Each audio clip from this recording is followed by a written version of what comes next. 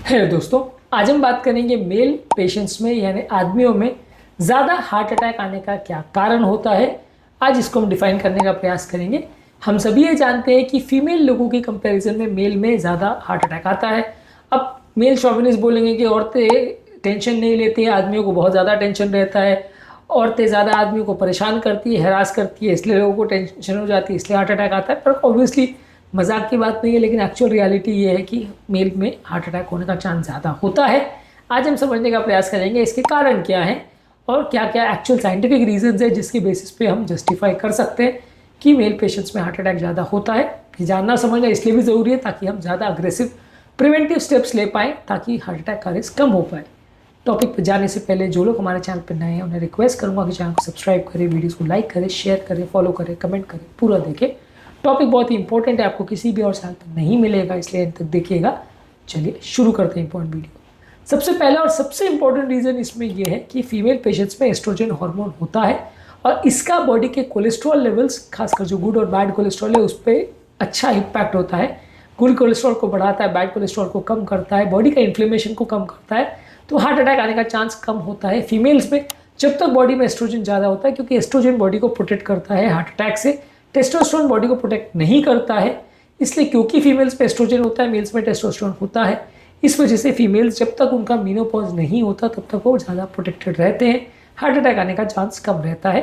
यानी कि मीनोपॉज से मतलब है कि मासिक आना बंद हो जाए, यानी 45-50 की एज के बाद फीमेल्स में जब महीना आना बंद हो जाता है तब उनका रिस्क बढ़ जाता है, क्योंकि तब ये एस्ट्रोजन का जो प्रोटेक्टिव कवर है वो चला जाता है और बॉडी में एस्ट्रोजन मात्रा कम होने लगती है, तो उसमें फिर हार्ट अटैक का रिस्क कंपेरेटिवली बढ़ जाता है। ऑलमोस्ट मेल जितना हो जाता है या मेल से भी कई बार ज़्यादा हो जाता है। लेकिन यंग पेशेंट्स में कंपेरेटिवली जब तक मेंस्ट्रुअल साइकिल चल रहा है उनका, तब तक उनको रिस्क कम रहेगा। ऑब्वियसली मेंस्ट्रुअल साइकिल 15-17 साल में लोगों की ज़्यादातर या उससे भी जल्दी ज़्यादातर लोग की चालू हो जाती है फीमेल्स में। अब उससे पहले वैसे भी हार्ट अटैक नहीं आते। ज़्यादातर जो हार्ट अटैक मिडिल एज लोगों में आते हैं वो 20-25 साल से 45-50 साल के बीच में आते हैं, तो ये टाइम पे फीमेल्स प्रोटेक्टेड रहती है। मेंस्ट्रुअल साइकिल बंद होने के बाद कोई प्रोटेक्शन नहीं है, मेंस्ट्रुअल साइकिल बंद होने के बाद कोई हार्मोन डिफरेंस नहीं है। फिर उसके बाद मेल और फीमेल में लगभग बराबर ही चांस है हार्ट अटैक होने का। फीमेल्स में थोड़ा ज़्यादा भी हो सकता है, लेकिन उसके बाद बराबर है। पर जब तक मेंस्ट्रुअल साइकिल चालू है तब तक एटलीस्ट हार्ट अटैक का चांस कंपैरेटिवली कम रहेगा। इसके अलावा मेल पेशेंट में जो एंड्रोजन्स बनते हैं या जो टेस्टोस्टेरोन होता है वो एथेरोस्क्लेरोसिस या तो प्लाक बिल्डअप को बढ़ाता है, यानी वो एस्ट्रोजन का बिल्कुल उल्टा इम्पैक्ट करता है। इसलिए बहुत ज़्यादा मात्रा में जिन लोगों को टेस्टोस्टेरोन होता है उनको थोड़ा हार्ट अटैक का रिस्क कंपैरेटिवली ज़्यादा रहता है। हालांकि टेस्टोस्टेरोन का उतना क्लियर कट रोल डिफाइन नहीं है हार्ट अटैक को करवाने में जितना कि एस्ट्रोजन का बचाने में है, तो इसलिए एंड्रोजन से डेफिनेटली हार्ट अटैक बढ़ता है और एस्ट्रोजन से कम होता है। लेकिन एस्ट्रोजन का रोल बहुत ज़्यादा डिफाइंड है, एंड्रोजन का थोड़ा सा डाउटफुल रोल है। इसके अलावा कंपैरेटिवली मेल पेशेंट्स में थोड़ा जेनेटिकली ब्लड प्रेशर का प्रॉब्लम, कोलेस्ट्रॉल का प्रॉब्लम होने का चांस ज़्यादा रहता है और कंपैरेटिवली अर्लियर एज में होता है as compare to female patients, और ये सारी चीज़ें ब्लॉकेज बढ़ाने में मदद करती है, इसलिए मेल पेशेंट में ज़्यादा रिस्क होता है। इसके अलावा मेल पेशेंट में जो फैट का डिस्ट्रीब्यूशन होता है वो भी कंपैरेटिवली विसरल फैट ज़्यादा होता है, यानी लिवर में और उसके आसपास जो ऑर्गन्स है उसके चारों जो फैट होता है उसको विसरल फैट बोलते हैं, और जो चमड़ी के नीचे जमा होता है उसको सबक्यूटेनियस फैट बोलते हैं। सबक्यूटेनियस फैट उतना डेंजरस नहीं होता जितना विसरल फैट होता है, यानी ऑर्गन के अंदर या उसके आसपास जो जमा फैट होता है वो ज़्यादा ब्लॉकेज करवाता है, वो ज़्यादा हार्ट अटैक कराता है एज कम्पेयर टू सबक्यूटेनियस या चमड़ी वाला फैट। तो फीमेल पेशेंट में ज़्यादा सबक्यूटेनियस फैट होता है, यानी स्किन के अंदर डिपॉजिट फैट होता है। मेल पेशेंट में ज़्यादा विसरल फैट होता है। विसरल फैट जितना ज़्यादा होगा उतना इंसुलिन रेजिस्टेंस होगा, उतना इन्फ्लेमेशन होगा, उतना हार्ट अटैक का रिस्क ज़्यादा होगा। इसलिए कंपैरेटिवली मेल पेशेंट्स में हार्ट अटैक होने का चांस ज़्यादा है, क्योंकि फैट का डिस्ट्रीब्यूशन का पैटर्न कंपैरेटिवली मेल में अनहेल्दी है naturally as compare to female. इसके अलावा मेल पेशेंट्स में कंपैरेटिवली स्मोकिंग और अल्कोहल भी ज़्यादा होता है। स्मोकिंग से भी बॉडी में इन्फ्लेमेशन होता है और हार्ट अटैक का चांस बढ़ता है। अल्कोहल से भी कोलेस्ट्रॉल डिपोजिशन का चांस बढ़ता है, मोटापा बढ़ता है, इन्फ्लेमेशन बढ़ता है, हार्ट अटैक होने का चांस बढ़ता है। ये दोनों ही चीज़ें मेल पेशेंट में ज़्यादा होती है। इसके अलावा ये चीज़ जो मैं पहले शुरुआत में बोला था मजाक में, वो एक्चुअल में फैक्ट भी है, क्योंकि मेल लोग ज़्यादा बाहर काम करते हैं तो ऑक्यूपेशनल स्ट्रेस या वर्क रिलेटेड स्ट्रेस कंपेरेटिवली ज़्यादा रहता है और इसमें कंपेरेटिवली उनको हार्ट अटैक का ज़्यादा होता है। क्रॉनिक स्ट्रेस जब होता है तो बीपी, शुगर, कोलेस्ट्रॉल सारी चीज़ों का कंट्रोल बिगड़ जाता है। और स्ट्रेस से कोप करने का मेल का मैकेनिज्म भी अलग रहता है। फीमेल व्यक्तियों को अगर स्ट्रेस होता है तो वो बात करना या दूसरों के साथ टाइम स्पेंड करते हैं या रोना धोना करके वो अपने आप को ईज आउट कर लेते हैं। मेल पेशेंट्स को अगर बहुत ज़्यादा मेंटल स्ट्रेस होता है तो वो स्मोकिंग और अल्कोहल और व्यसन की तरफ चले जाते हैं, जो कि सोसाइटी के नॉर्म्स की वजह से फीमेल्स उतना नहीं करते हैं। तो मेल पेशेंट को अगर मानसिक तनाव होगा तो वो स्मोकिंग करने को जाएगा, जिससे कि उसको रिस्क और बढ़ जाएगा। फीमेल पेशेंट में कंपैरेटिवली स्ट्रेस को कम करने के लिए स्मोकिंग अल्कोहल की टेंडेंसी उतना ज़्यादा नहीं है। वो अपने मन को हल्का करने के लिए किसी से गॉसिप कर लेंगे, बात कर लेंगे, या कंपैरेटिवली ऐसा देखा गया है कि वो इमोशनली थोड़े फ्रजाइल भी होते हैं तो थोड़ा रोना भी कर लेते हैं। इससे भी कंपैरेटिवली स्ट्रेस नहीं बढ़ता, उल्टा स्ट्रेस कम हो जाता है, मानसिक तनाव कम होता है।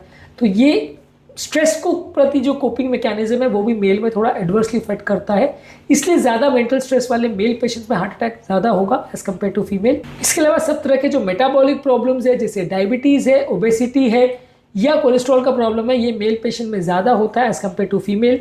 इसके अलावा मेल पेशेंट्स में कंपैरेटिवली जो बैड कोलेस्ट्रॉल की मात्रा है वो भी कंपैरेटिवली ज़्यादा होती है as compare to good cholesterol. Female patients में जो HDL यानी गुड कोलेस्ट्रॉल ज़्यादा होता है, बैड कोलेस्ट्रॉल कंपैरेटिवली कम होता है। ये भी कुछ हद तक हार्मोनल इन्फ्लुएंस ही है, लेकिन ओवरऑल ये भी एक इनडायरेक्ट तरीका है असेस करने का कि मेल में क्योंकि कोलेस्ट्रॉल बैड वाला ज़्यादा होता है इसलिए हार्ट अटैक ज़्यादा होते हैं। इसके अलावा कंपैरेटिवली बहुत सारी डेवलपिंग या अंडर डेवलप कंट्रीज़ में हेल्थ केयर अवेयरनेस भी मेल लोगों में ज़्यादा है। डॉक्टर के पास भी जाने का चांसेस मेल लोग का ज़्यादा है एज कम्पेयर टू फीमेल का। फीमेल लोग का कंपैरेटिवली थोड़ा सा टेंडेंसी ऐसा होता है कि जो भी प्रॉब्लम होती है वो घरेलू नुस्खों से या ऐसी चीज़ों को यूज़ करके सॉर्ट आउट करने का प्रॉब्लम का ट्राई करती है। जब ज़्यादा प्रॉब्लम होती है तो डॉक्टर उसके पास जाती है, खासकर अंडर डेवलप सोसाइटी या रूरल सोसाइटी में और ज़्यादा है। रूरल सोसाइटीज़ में भी क्या है, मेल का बाहर का एक्सपोजर ज़्यादा होगा तो वो बाहर ज़्यादा डॉक्टर्स के पास जाएंगे तो प्रॉब्लम जल्दी डिटेक्ट हो जाएगी और उनको ब्लॉकेजेस वगैरह डिटेक्ट हो जाएगा तो पता चलेगा कि इश्यूज़ है और ट्रीटमेंट होगा। फीमेल पेशेंट में कंपैरेटिवली डॉक्टर के पास जाते ही नहीं है, इसलिए अक्सर पता ही नहीं चल पाता कि उनको कोई ब्लॉकेज है। अवेयरनेस या health care exposure at least under develop countries या इंडिया जैसी सोसाइटी में मेल का ज़्यादा है, फीमेल का कम है, ऐसा देखा गया है। इसके अलावा मेल लोग कंपैरेटिवली इमोशनल कम होते हैं, इसलिए अगर कोई भी प्रॉब्लम होती है तो वो उस पेन को बर्दाश्त करने की कोशिश करते हैं, डॉक्टर्स की हेल्प या सपोर्ट सीकिंग नहीं करते हैं। अपनी प्रॉब्लम ना तो दूसरों से डिस्कस करते हैं ना डॉक्टर से डिस्कस करने जाते हैं और कई बार प्रॉब्लम बढ़ जाती है। कंपैरेटिवली एक नेचुरली फीमेल्स का सपोर्ट सीकिंग बिहेवियर ज़्यादा होता है, उनको कोई भी प्रॉब्लम होती है तो दूसरे से डिस्कस करेंगे, डॉक्टर के पास भी जाएंगे, तो एक थोड़ा सा कंपैरेटिवली उनकी प्रॉब्लम ज़्यादा लोगों को जल्दी अवेयर हो जाते हैं, लोग ज़्यादा फैमिली मेम्बर्स को पता चल जाती है, जिसकी वजह से वो जल्दी अगर हेल्थ केयर का कोई इशू होगा तो डॉक्टर के पास लाए जा सकते हैं, खासकर अगर मल्टीपल लोगों के साथ उनका एक्सपोजर है और उठना बैठना है। तो मेल पेशेंट में कंपैरेटिवली उनको ऐसा लगता है कि हमारा काम इंपॉर्टेंट है, हमारा स्ट्रेस इंपॉर्टेंट है, हमारी लाइफ इंपॉर्टेंट है, लेकिन वो हेल्थ को उतनी प्रायोरिटी नहीं देते और अगर थोड़ा बहुत प्रॉब्लम या पेन होता भी है तो खुद बर्दाश्त कर लेते हैं, लेकिन दूसरों के साथ डिस्कस उतना नहीं करना चाहते। ये एक नेचुरल सोशल टेंडेंसी है, मैं ऐसा नहीं कहूँगा कि ये ऐसा शो करेगा कि मेल ज़्यादा स्ट्रॉन्ग है, लेकिन एक कंपैरेटिवली नेचुरल टेंडेंसी है मेल लोगों की कि वो डिस्कस नहीं करना चाहते, जिसके लिए उनको ज़्यादा बेयर करना पड़ता है, काउंटर प्रोडक्टिव हो जाता है और जब बड़ी प्रॉब्लम होके आती है तो जान जाने का रिस्क बढ़ जाता है। तो ओवरऑल ये एक तरह का है तो सोसाइटी का नॉर्म कि लोग ज़्यादा डिस्कस नहीं करना चाहते, लेकिन उसकी वजह से हेल्थ पर एडवर्स इफेक्ट पड़ता है, मृत्यु दर ज़्यादा बढ़ जाता है, हार्ट अटैक का रिस्क ज़्यादा बढ़ जाता है। तो बेसिकली मेन सोसाइटी के नॉर्म्स और ये सारी चीज़ें तो देखिए अलग चीज़ है, लेकिन हाँ मेन जो इफेक्ट है वो हॉर्मोन्स का है। हॉर्मोन्स की वजह से जो कोलेस्ट्रॉल पर इफेक्ट होता है, हार्मोन से जो फैट डिस्ट्रीब्यूशन पे इफेक्ट होता है और हार्मोन से जो बॉडी के इन्फ्लेमेशन पे इफेक्ट होता है, वो सबसे इंपॉर्टेंट रीज़न है जिसकी वजह से मेल में हार्ट अटैक ज़्यादा, फीमेल में कम होता है। और इसके अलावा खाने पीने का तरीका, अल्कोहल और स्मोकिंग का बिहेवियर, स्ट्रेस को कोप करने का तरीका, काम का प्रेशर लेने का तरीका, डॉक्टर के पास जाने का तरीका, ये सारी चीज़ें जो है अक्सर डिसाइड करते हैं कि किसका डॉक्टर के पास एक्सपोजर या किसका डायग्नोज होने का चांस कितना ज़्यादा है और किसका ट्रीटमेंट होने का चांस कितना ज़्यादा है। ये सारी चीज़ें बहुत सारी चीज़ों पर और भी डिपेंड करती है, हालांकि उनकी उतनी ज़्यादा इंपॉर्टेंस नहीं है जितना कि आपके हार्मोनल इन्फ्लुएंस का है।